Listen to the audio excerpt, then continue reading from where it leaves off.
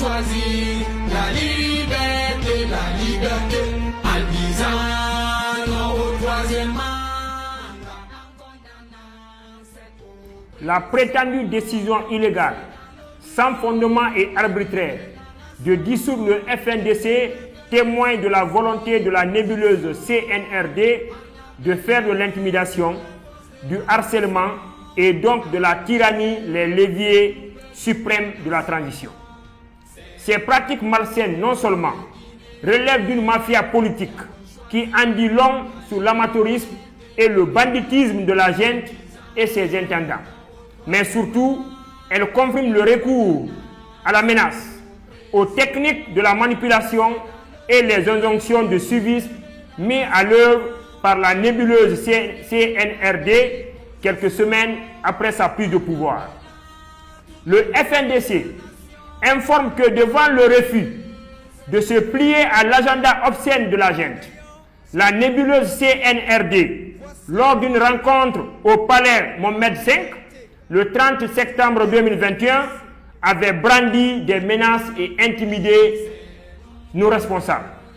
Le FNDC rappelle aussi que le 3 novembre 2021 et le 17 janvier 2022, il a été très tôt sollicité par le président du CNRD afin d'adhérer au projet FINES d'éliminer les partis politiques par les manœuvres judiciaires. Loin d'être l'effet de la moralisation de la vie publique, la CRIEF est une opération de nettoyage devant libérer la voie à la pérennisation des militaires au pouvoir. Ainsi, il fut un temps, la nébuleuse CNRD voulait faire du FNDC un allié objectif pour l'accompagner et légitimer des actions qui allaient dans le sens de la confiscation du pouvoir.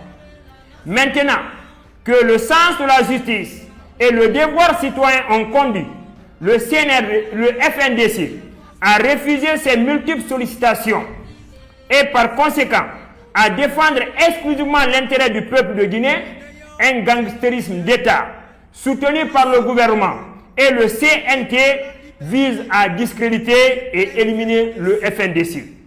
Le FNDC rappelle qu'il n'est ni une organisation, ni une association, mais un mouvement citoyen, un élan vers la démocratie, la justice, la liberté et l'état de droit. Et chaque citoyen des organisations constituées, épris des valeurs démocratiques, est membre du mouvement.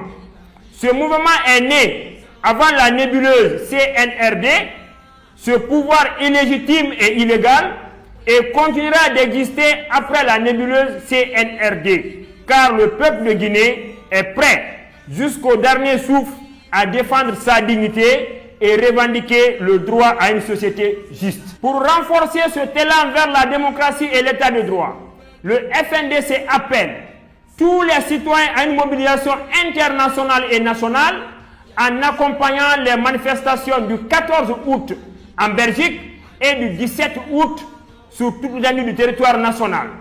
Ne négocions pas notre dignité et le respect de notre humanité. Exigeons pacifiquement et de manière citoyenne le retour rapide à un ordre constitutionnel. Il n'est plus possible de faire l'économie de la lutte pour nos droits et nos libertés.